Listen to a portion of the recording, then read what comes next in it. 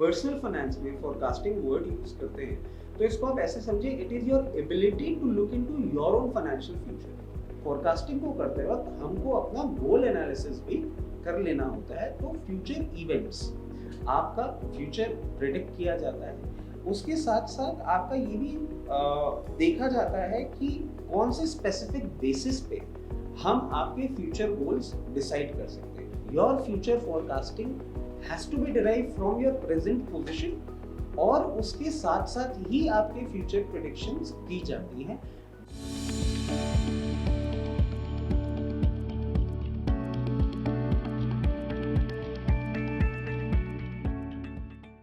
नमस्कार, स्वागत है आपका इंडिया न्यूज़ बिज़नेस में और आप देख रहे हैं पर्सनल फाइनेंस की मास्टर क्लास विद रचित खंडेलवाल। खास मेहमान हमारे साथ में हैं, देश के बड़े एक्सपर्ट हैं, इन्वेस्टमेंट एडवाइज़र हैं, जानते हैं बाज़ार को, जानते हैं इन्वेस्टमेंट को और उसको कैसे सँभाला जाए, यानी पूँजी को कैसे सँभाला जाए, बचाया जाए, बढ़ाया जाए, ये सारी चीज़ें बहुत अच्छे से जानते समझते हैं और हमें सिखाते हैं। बहुत स्वागत है रचित जी हमारे शो पे। Thank you so much for coming. नमस्कार साहब, सभी दर्शकों को नमस्कार and thank you for having me here. Thank you sir. और ये बढ़िया सीरीज़ चल रही है, बढ़िया रिस्पॉन्स आ रहा है, बहुत सारे दर्शक हमारे साथ में जुड़ रहे हैं, बहुत सारे दर्शक आपको भी पर्सनली मैसेज कर रहे हैं। तो वो जो चीज़ें सीख रहे हैं उसका फ़ायदा उनको मिल रहा है और उनका पर्सनल फाइनेंस यानी उनका लेखा-जोखा, उनकी फाइनेंशियल हेल्थ बेहतर होती चल रही है और यही हमारी मंशा है, हम यही हमारे इसी उद्देश्य के साथ में हम इस सीरीज़ को चला रहे हैं। और आगे चलते हैं जहाँ पे हमने पीछे भी समझा था बजटिंग क्या होती है और बजटिंग के साथ में आपने एक चीज़ और जोड़ी थी, उसमें कहा था आपने फोरकास्टिंग। तो बजटिंग हो गई, लेखा-जोखा, सरकार भी बजट बनाती है, बताती है कि क्या किया।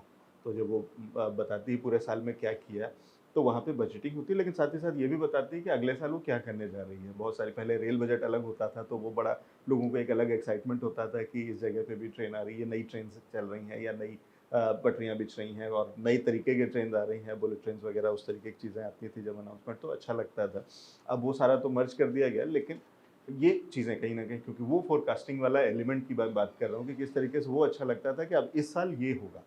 आज की तारीख में अगर बात करें तो बजट में, देश के बजट में वो वाली चीज़ें थोड़ी बहुत जो फोरकास्टिंग में अगर कहीं आती हैं, वो होता है कि टैक्स कम कर दिया गया है। इनकम टैक्स में अगर कुछ छूट दी गई तो वो बड़ी खबर बनती है, हेडलाइन्स होती है, क्योंकि आमतौर पे मिडिल क्लास को एक वो बड़ी वो रहती है कि अगर टैक्स में कुछ चीज़ें कम हो जाता है तो बहुत अच्छा रहता है, चीज़ें सस्ती हो रही हैं, कोई ऐसा टैक्स कम कर दिया गया जिससे कि ये प्रोडक्ट सस्ता हो गया।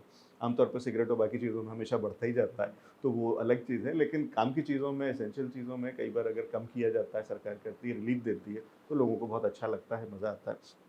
तो ये फोरकास्टिंग यही हुआ। इसके अलावा अगर पर्सनल फाइनेंस में अगर हम समझने की कोशिश करें तो फोरकास्टिंग क्या है और कैसे काम करता है? देखिए, पहले तो हम ये समझें कि फोरकास्टिंग का एग्जैक्ट मतलब क्या है। और गवर्नमेंट का बजट का फोरकास्टिंग अलग होता है, बट जब हम अपनी पर्सनल फाइनेंस में फोरकास्टिंग वर्ड यूज करते हैं तो इसको आप ऐसे समझिए, it is your ability to look into your own financial future. हुँ, फोरकास्टिंग बजटिंग के बाद क्यों आता है, क्योंकि बजटिंग में आपने अपनी प्रेजेंट डे फाइनेंशियल पोजीशन पूरी की पूरी समझ ली है। अब फोरकास्टिंग में आप नेक्स्ट स्टेप इसको क्यों कंसिडर करते हैं, क्योंकि आपका गोल और आपका फाइनेंशियल फ्यूचर कैसे होने वाला है वो आपके फोरकास्टिंग पे, किस तरीके से आपने फोरकास्टिंग करी है उस पे कंप्लीटली डिपेंडेंट होता है। तो it's your ability to look into your own financial future of upcoming time. इसमें आप दो चीजें इंपॉर्टेंट रखते हैं। एक तो जो बजटिंग से आपने अपनी प्रेजेंट डे पोजीशन निकाली है, वो आपकी present day financial position. And also इसको करते वक्त, फोरकास्टिंग को करते वक्त हमको अपना गोल एनालिसिस भी कर लेना होता है। तो फ्यूचर इवेंट्स, जैसे कि मान लीजिए कुछ एक लोगों के लिए रिटायरमेंट प्लानिंग होगी, फ्यूचर इवेंट, कुछ लोगों के लिए चाइल्ड एजुकेशन होगा एक फ्यूचर इवेंट, कुछ लोगों के लिए नया बिजनेस होगा एक future event. So your event which is upcoming, जिसके लिए आपको तैयारी करनी है, और आपकी प्रेजेंट पोजीशन क्या है, ये दोनों चीजों को साथ में रखते हुए आपकी फाइनेंशियल फ्यूचर की जो फोरकास्टिंग है वो करी जाती है। जी, तो यानी आप वो कह रहे हैं कि ये तो कुछ फिक्स चीज़ें हो गई, कुछ आपको पता है कि आज अगर आपकी नई नौकरी लगी है, लेकिन आपने सोचा है कि आपको इस एज तक आप एक घर ले लेंगे, तो वो एक आपका गोल हो सकता है। आप शादी करेंगे तो उस पे एक खर्चा आएगा, आपका गोल हो सकता है। आपके बच्चे हैं तो आप वो उनको ये पढ़ाई होगी, उसका एक खर्चा हो सकता है, या आपके पेरेंट्स के लिए भी वो इसी तरीके की चीज़ें या रिवर्स में होता है कि हाँ, ठीक है कि उन्होंने कुछ सोचा हुआ है, या फिर और आगे बढ़ते हैं तो वो फिर उसके बाद आप रिटायरमेंट, ठीक है, या हो सकता है दूसरी शादी करने की सोचें अगर, तो वो भी आपका एक, लेकिन ये वेरिएबल हो सकता है, ये तो फिक्स नहीं है, क्योंकि दोबारा आप शादी करेंगे कि नहीं करेंगे और उस पे भी कोई खर्च आएगा। तो इस तरीके की चीज़ें, तो कौन सी चीज़ें इसमें कितनी फैक्टर लेना है, क्या चीज़ें कितनी इम्पोर्टेंट हैं और क्या चीज़ें कितनी वेगली, तो वेगली अगर हम लेकर के चलें तो ठीक नहीं रहेगा क्या? जैसे इसमें I would beg to differ कि आपके जो सीरियस इंपॉर्टेंट गोल्स हैं, अब देखिए आपने दो चीजें बोली, एक तो आपके सीरियस इंपॉर्टेंट गोल्स और एक आपने वेरिएबल आइडिया दे दिया। वेरिएबल आइडिया, इफ अगर आप सेकंड शादी की बात कर रहे हैं और उसकी आप प्लानिंग नहीं कर सकते, मैं सेकंड शादी को एक एक्सीडेंट ही कंसिडर करता हूँ। तो हम एक्सीडेंट्स के लिए जो प्रिपरेशन है वो भी अपने बजटिंग और फोरकास्टिंग में इसलिए इंक्लूड कर लेते हैं क्योंकि उसको हम इंश्योरेंस से कवर करते हैं। कई लोगों के लिए दूसरी बार एक्सीडेंट हो जाएगा, सेम एक्सीडेंट 2 बार हो जाएगा। So for that you need to have an insurance cover. Also, अब आपको ये समझना होगा कि ये होता कैसे है पूरा का पूरा प्रोसेस। आपका फ्यूचर प्रिडिक्ट किया जाता है, उसके साथ साथ आपका ये भी देखा जाता है कि कौन से स्पेसिफिक बेसिस पे हम आपके फ्यूचर गोल्स डिसाइड कर सकते हैं। जैसे कि एक बहुत सिंपल एग्जांपल मैं देता हूँ आपको। I am a middle class man, I might think कि मैं फ्यूचर में इस पोजीशन पे आ जाऊं कि मैं अपने बेटे को या अपने बेटी को एक नए एस्टैब्लिशमेंट के लिए 2,500 करोड़ रुपए फंडिंग कर दूं। So this is not a realistic idea. Your future forecasting has to be derive from your present position और उसके साथ साथ ही आपके फ्यूचर प्रेडिक्शंस की जाती हैं।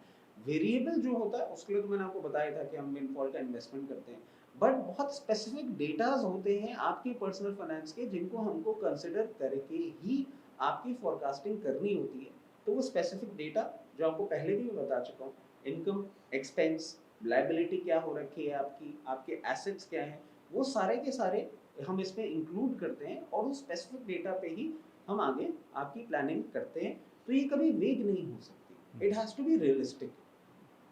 लेकिन इंडिविजुअल के लिए, इसीलिए बिल्कुल इसीलिए उसको बिल्कुल। पर्सनल फाइनेंस बार-बार हाँ कहते हैं, हाँ क्योंकि पर्सनल ही है ये। बिल्कुल। हो सकता है आपके लिए ये बहुत ही वेग हुआ हो, जो चीज़ें मैं बता रहा हूँ, लेकिन अभी मैं जो मेड इन हेवन एक सीरीज़ देख रहा था और उसके अंदर में देख रहे थे कि बहुत लोग हैं जो कि अपनी सेकंड शादी की भी बहुत अच्छे से तैयारी, और उसके लिए भी उन्होंने हायर कर रखे हैं पूरे प्रोफेशनल्स, और उसका कहीं न कहीं बजट होगा क्योंकि वो दिख रही है कि वो लाखों की शादी है, करोड़ों की शादी है।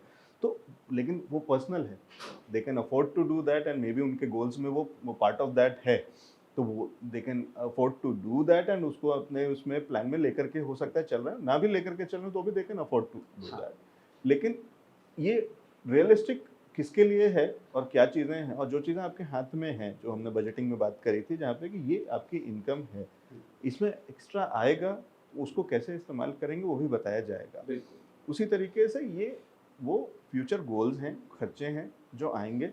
इससे ऊपर अगर आप कुछ करना चाहेंगे, और कई सारी चीज़ें इसलिए वेरिएबल थोड़ी तो हो ही जाएँगी, क्योंकि हो सकता है कि आज जो आप सोच रहे हैं कि मैं ये कार लूँगा, मर्सिडीज़ लूँगा और 30 लाख रुपए की है, वो उस समय तक अगर वो 30 की जगह 50 की हो गई, कुछ भी चीज़ें हो सकती हैं क्योंकि चीज़ें बदल रही हैं, बहुत तेज़ी से बदल रही हैं, इन्फ्लेशन की भी हम बात कर रहे हैं तो वो भी है। कुछ और चैलेंजेस, कभी सरकार कह देती है कि लैपटॉप बंद हो गया, बाहर से नहीं आएगा, तो यहाँ पे तो क्या चीज़ से क्या फ़र्क पड़े पता नहीं। कभी प्याज़ ऊपर होता है, कभी टमाटर ऊपर होता है, तो वो चीज़ें भी परेशान करेंगी। लेकिन रियलिस्टिक आपको कुछ चीज़ें तो समझ के रखना पड़ेगा कि ये खर्चा आएगा ही आएगा। इसका खर्चा कितना होगा, वो कैसे कैलकुलेट करेंगे? सर वो कैलकुलेशन के लिए मैं आपको याद दिलाना चाहूँगा कि हमारी इस सीरीज़ में एक हमने टाइम वैल्यू ऑफ मनी का एपिसोड किया था, जिसमें हमने फ्यूचर में आने वाले आपके एक्सपेंसेस को करंट पैरामीटर्स पे देख के और इन्फ्लेशन जो आप बात बता रहे हैं कि मर्सिडीज़ 50 लाख की हो जाएगी, वो किया था, हमने कैलकुलेशन पूरा निकाला था।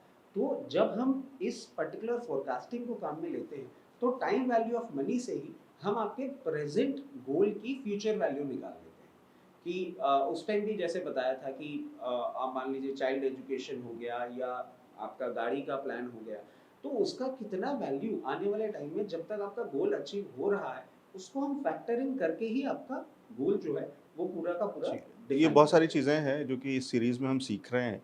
तो अगर आपने पूरी सीरीज़ नहीं देखी है पीछे से तो ज़रूर देखिएगा, और ये कुछ एक एपिसोड जिसकी अभी हम बात कर रहे हैं, तो वो भी हमने समझने की कोशिश करी है कि टाइम वैल्यू ऑफ मनी किस तरीके से होता है, पैसा कैसे आज की तारीख में उसकी कीमत, और आगे चल कर के तो ज़रूर सीखते चलिए, क्योंकि हम बहुत सारी चीज़ें कवर कर रहे हैं और बहुत इंटरेस्टिंग चीज़ें हैं और बहुत ज़रूरी हैं आपके पर्सनल फाइनेंस के लिए, आपकी फाइनेंशियल हेल्थ के लिए, उसको सुधारने के लिए, उसको बेहतर रखने के लिए। ठीक है, आगे चलते हैं रचित सर। फोरकास्टिंग में अलग-अलग फैक्टर्स क्या हैं, उनको कैसे उसके अंदर में मैनेज करते हैं? देखिए अब वापस जो एलिमेंट्स होते हैं फोरकास्टिंग के जो हमारे लिए इम्पोर्टेंट होते हैं, as always income, expense, saving and then comes goal. अब आप देखिए फोरकास्टिंग में एक बहुत इंपॉर्टेंट रिलेशनशिप भी डिराइव होता है कि जब आप फोरकास्टिंग की बात कर रहे होते हैं तो इनकम एक्सपेंस तो आप देखते ही देखते हैं, आप ये भी देखते हैं कि आपकी सेविंग कितनी है जो आपके गोल को डिराइव करने के काम में आती है। अब अगर आपकी सेविंग आपके प्रेजेंट डे जो आपका गोल आप लेके चल रहे हैं वो नहीं अचीव कर पा रही है, तो फिर हम आपके पर्सनल फाइनेंस में इंक्लूड करते हैं और फिर आपको बताया जाता है कि आपके इनकम में ये प्रॉब्लम आ रही है, आपके एक्सपेंस में ये प्रॉब्लम आ रही है, आप ये एक्सपेंस घटाएं या इनकम जो आप वहां से नहीं डिराइव कर रहे हैं, जैसे कि आपने लास्ट टू लास्ट एपिसोड में बताया था रेंटल इनकम और ये सब, वो इनकम भी कैसे जनरेट करनी होगी आपको, वो भी आपको बताया जाता है। तो ये फोरकास्टिंग का ही पूरा का पूरा एक पार्ट बन जाता है wherein all your details are put forward to us, और वो हम स्टडी करते हैं और एक एक पैरामीटर पे पूरा क्रॉस चेक करने के बाद फिर आपका जो गोल है, गोल की जो वैल्यू है उसको आपको कैसे अचीव करना है। इसमें मैं एक चीज़ और आपको बताता हूँ कि कई कबार क्या हो जाता है कि कितनी ही हम चीज़ें बदल दें और कितनी ही हम आगे उन चीज़ों को चेंज करने की कोशिश कर लें, बट कई बार क्या हो जाता है कि हमारा गोल से हम शॉर्टफॉल में तब भी आ जाते हैं। उस कंडीशन में हम पर्सनल फाइनेंस में क्या एडवाइस करते हैं कि हम गोल को थोड़ा डेफर कर दें। अब डेफर कैसे? आपने रिटायरमेंट प्लानिंग करी थी और आपने सोचा था कि आप वीआरएस ले लेंगे at the age of 55, but somehow आपका retirement corpus whatever the reason में भी नहीं हो पाया, तो आपको क्या बोला जाएगा? नहीं साहब, आप 60 तक वर्किंग करें, रिटायरमेंट डिले करें, एक्सटेंशन भी मिलता है, 62 तक भी वर्किंग होती है। तो ऐसी चीज़ों को भी आपको पहले ही बता दिया जाता है सो दैट आप किसी कंफ्यूजन में या कोई ऐसा इंपॉर्टेंट डिसीजन पहले ना ले लें जिसमें बाद में आपको उस पर अफसोस करना चाहिए। अच्छा जी, कई बार मेरे को लगता है कि आप जो पर्सनल फाइनेंस की जो क्लास कर रहे हैं, मास्टर क्लास, इसमें मेरे लिए बहुत पर्सनल होते जा रहे हैं क्योंकि मैं ऑलरेडी ओवरड्यू हूँ उस रिटायरमेंट टाइम फ्रेम के जो मैंने खुद के लिए सोचा हुआ था, मैं उसके बियॉन्ड ही काम कर रहा हूँ, तो या पोस्ट रिटायरमेंट ही काम कर रहा हूँ, ये समझ लीजिए। क्योंकि वो गोल्स तो कभी अचीव हुए नहीं, जो मेरा था कि मैं इस एज तक तो कर करा के ख़त्म कर दूंगा और इतना पैसा, इतना पर्पस, ये जो भी चीज़ें करके जो भी रिटायरमेंट गोल्स थे, तो मतलब मैं ऑलरेडी उस एज के ऊपर चल रहा हूँ क्योंकि मैंने अपने रिटायरमेंट एज बहुत नीचे रखी थी। अब आप ये कह रहे हैं कि नहीं, वो तो रियलिस्टिक भी होना पड़ेगा, चीज़ों को समझते चलना पड़ेगा। सर अब इसमें ऐसे देखिए कि शायद आपको अब आज अपनी ही गलती से ये चीज रियलाइज हो रहा है कि आपने अगर बहुत इनिशियल स्टेज पे जब आपने अपनी रिटायरमेंट एज डिफाइन कर ली थी, तभी अगर आपने पर्सनल फाइनेंस को सही तरीके से समझ के मैनेज कर लिया होता, तो आई एम प्रीटी श्योर आप अभी तक रिटायर हो चुके होते। But better late than never. आज भी हम उस चीज को तैयार कर सकते हैं। और उसमें एक और चीज मैं ऐड करना चाहूंगा सर कि लास्ट एपिसोड में हमने जो बात करी थी रिगार्डिंग सुसाइड, एक चीज जितने भी व्यूअर्स हैं या जितने भी लोग हैं जो इसको हमारे इस कोर्स को समझ पा रहे हैं, सुन पा रहे हैं, उनसे एक छोटी सी रिक्वेस्ट हमेशा रहेगी कि कोई भी फाइनेंशियल प्रॉब्लम हमारे आज के टाइम में ऐसी नहीं है जो आपको कोई भी एक्सट्रीम स्टेप उठाने पे मजबूर करे। आपको हो सकता है लग रहा हो कि आपकी वो फाइनेंशियल प्रॉब्लम बहुत बड़ी बन चुकी है और शायद आप उससे लाइफ लॉन्ग नहीं निकल पाएंगे, but that is not the reality. हमारा लीगल सिस्टम, हमारा बैंकिंग सिस्टम और हमारे फाइनेंशियल मैनेजर्स जो हैं, अगर आप उनकी सर्विसेज सही तरीके से सही टाइम पे ले लेते हैं, कितना ही डैमेज क्यों ना हो गया हो। और जानकारी का अभाव भी होता है, बहुत सारी चीज़ें वो भी बिल्कुल। हो सकता है आपको पता ही नहीं है, और इसमें बहुत लोग काम कर रहे हैं, सरकार भी इस दिशा में बहुत काम कर रही है। और अभी रिसेंटली जो सरकार ने कुछ एक कानूनों में फेरबदल किया है, जिस तरीके के नए डायरेक्शन आए हैं आरबीआई के लेकर के या वैसे भी, जिसमें जैसे होम फाइनेंस की अगर हम बात करें तो उन्होंने ये करा है कि अब आप होम फाइनेंस अगर होम लोन शिफ्ट करते हैं एक बैंक से दूसरे बैंक में, तो कोई आपसे फोरक्लोजर चार्जेस नहीं लेगा, कोई वाली चीज़ें, तो बाजार को ठीक किया, खोला है हाँ। कि हो सकता है कि आपने तब जो लोन लिया था होम लोन, वो हाई रेट ऑफ इंटरेस्ट पे था और उसी को आप उसी को चुका रहे हैं, और आपको ये लगता है कि अगर इसको बंद करेंगे या इसको स्विच नहीं कर सकते हैं या इसको बंद नहीं कर सकते या कहीं और जाते हैं तो आपको इतने चार्जेस देने पड़ेंगे। हो सकता है उस समय उन्होंने उस कागज पे लिख करके भी दिया हो जिससे फोरक्लोजर का इतना परसेंटेज पड़ेगा या चार्जेस पड़ेंगे, और उस डर से आप अभी तक मान के चल रहे हैं क्योंकि आपने तो तब साइन किया था और बैंक ने कहा था कि अगर आपने बंद किया या स्विच किया तो इतने पैसे पड़ेंगे, लेकिन नहीं है, कानून बदल चुका है और अब वो नहीं कर सकते हैं। तो अगर आपको उससे अच्छी डील मिल रही है, लेकिन फिर वही वाली बात आती है कि अलग-अलग एक्सपर्ट्स इसके अंदर में आपको चाहिए होंगे। बहुत अलग-अलग तरीके के लोग हैं जो आपको बता सकते हैं। हो सकता है कोई पॉलिसी आपने गलत ली हो सकता है कोई डेट आपका रिस्ट्रक्चर हो सकता है कहीं आप इनकम को और बढ़ा सकते हो। अगर हम वाले क्योंकि हम आपके साथ में स्टॉक मार्केट में भी काफ़ी काम करते हैं और एक खास शो मार्केट लाइव हम मंडे टू फ्राइडे करते ही हैं इंडियन बिजनेस पे, जिसके अंदर में मार्केट से जुड़े हुए लोगों से हम बहुत सारी बातचीत करते हैं। वहाँ बहुत सारी अपॉर्चुनिटीज निकलती हैं कि किस तरीके से वहाँ पे पैसे आप अच्छी जगहों पे इन्वेस्ट करके, अच्छे स्टॉक्स में इन्वेस्ट करके, या कोई और टूल्स होते हैं बहुत सारे इन्वेस्टमेंट के, जहाँ आप अपनी इनकम को बहुत ज़्यादा ग्रो कर सकते हैं। हो सकता है आपने अपने पैसे को, जो थोड़ा ही बहुत पैसा हो, लेकिन उसको किसी ऐसी जगह डाला हुआ है जहाँ पे वो ना के बराबर रिटर्न या इन्फ्लेशन के हिसाब से हो सकता है नेगेटिव रिटर्न दे रहा हो कि इन्फ्लेशन ज़्यादा तेज़ है और एफडी आपकी कम परसेंटेज देती है। लेकिन अगर आप उसको शिफ्ट करते हैं, चेंज करते हैं, रिस्ट्रक्चर करते हैं पूरे पोर्टफोलियो को, पूरे पैसे को, तो हो सकता है आपके इनकम में वो ऐड कर दे और उससे आपकी कई सारी समस्याएं हल हों। तो यहाँ पे, लेकिन यहाँ फिर बहुत सारे और एक्सपर्ट्स की भी मदद ली जाती है। बिल्कुल सर, फोरकास्टिंग का एक और ये पार्ट होता है कि देखिए, no one expert can be expert of everything. जैसे आज अगर मैं आपको अपना ही एक डिटेल शेयर करूं, though I am a SEBI registered investment adviser, and हमारे जो कोर्स है, जो इन्वेस्टमेंट एडवाइजरी का होता है, उसमें हमें पूरी इन्वेस्टमेंट के बारे में, एस्टेट प्लानिंग के बारे में, सब चीज़ों के बारे में बताया जाता है। बट आज फ्रैंकली अगर आप मेरे से बोलें, मैं स्टॉक मार्केट पे आपको एडवाइस कर सकता हूँ, म्यूचुअल फंड पे कर सकता हूँ, रियल एस्टेट में नहीं कर सकता। I am not that good. But अगर आपके पर्सनल फाइनेंस में रियल एस्टेट की कोई जरूरत पड़ रही है, तो आपको फिर एक रियल एस्टेट का दूसरा एक्सपर्ट हायर करना पड़ेगा। और इसमें एक और चीज मैं आपके साथ ऐड करना चाहूंगा, not because I am one of them, but अब सिचुएशन इस तरीके से बनती जा रही है और चीजें इतनी डायनेमिक हो रही हैं that the more you get along with your experts to understand, आपका फाइनेंशियल प्लानिंग, आपकी फाइनेंशियल हेल्थ उतनी ही अच्छी हो जाती है। आज आपको ये तो समझ में आ गया कि अगर आपके पैर में, घुटने में दर्द हो रहा है, तो आप एक ऑर्थोपेडिशियन के पास चले जाते हैं, जनरल फिजिशियन के पास नहीं जाते। बट जब पर्सनल फाइनेंस या फाइनेंस की बात आती है, आज भी हमारे देश में एक बहुत बड़ी प्रॉब्लम है। हम अपने पिताजी, अपने ससुर जी, अपने चाचा जी से बात कर लेंगे, nobody will go to the expert.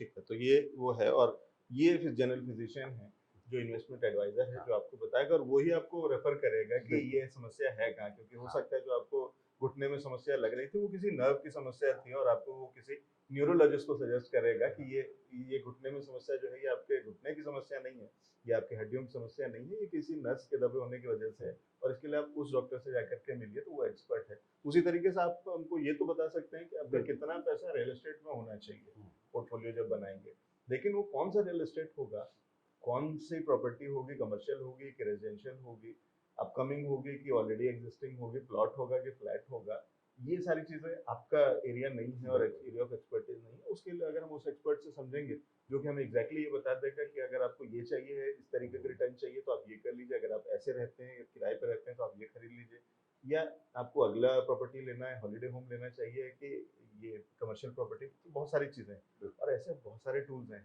तो इतनी सारी चीज़ें हैं। लेकिन आप मेरे को परसेंटेज बता सकते हैं मेरा पोर्टफोलियो बना करके और वो सारी चीज़ें कि इतना पैसा तो आप ठीक है किसी ऐसे वाले में भी लगा सकते हैं, क्योंकि अब तो बहुत सारी P2P वाले भी बहुत सारे वो हैं जहाँ पे आप इन्वेस्ट कर सकते हैं, तो इन्वेस्टमेंट के टूल्स बहुत हैं।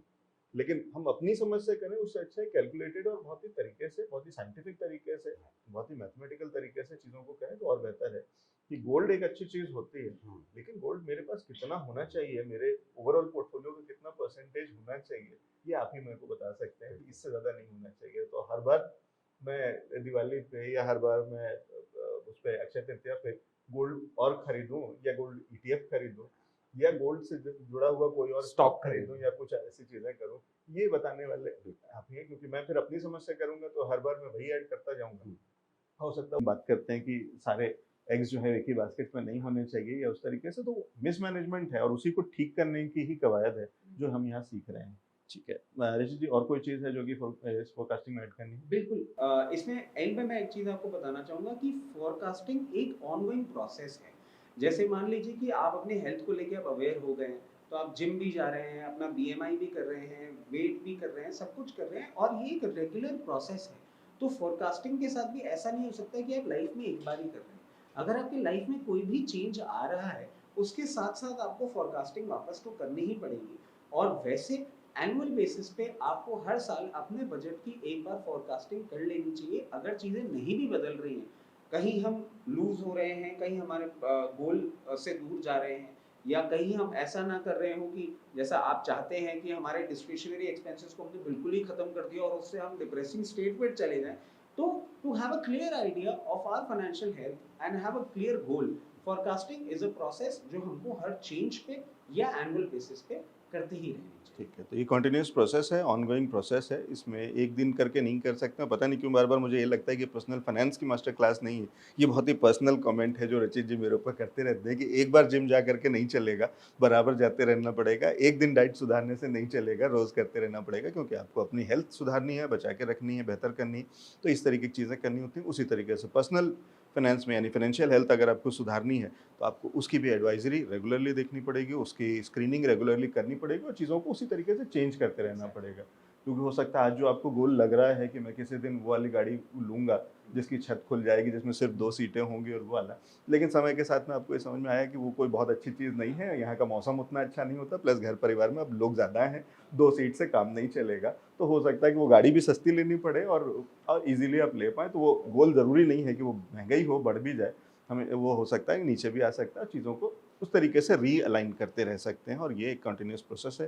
एक बढ़िया चीज़, बढ़िया episode. Thank you so much रचित जी हमारे साथ में जुड़ने के लिए और ये सारी जानकारी शेयर करने के लिए। अगले एपिसोड में और चीज़ें सीखेंगे। तब बिल्कुल। धन्यवाद। Thank you so much.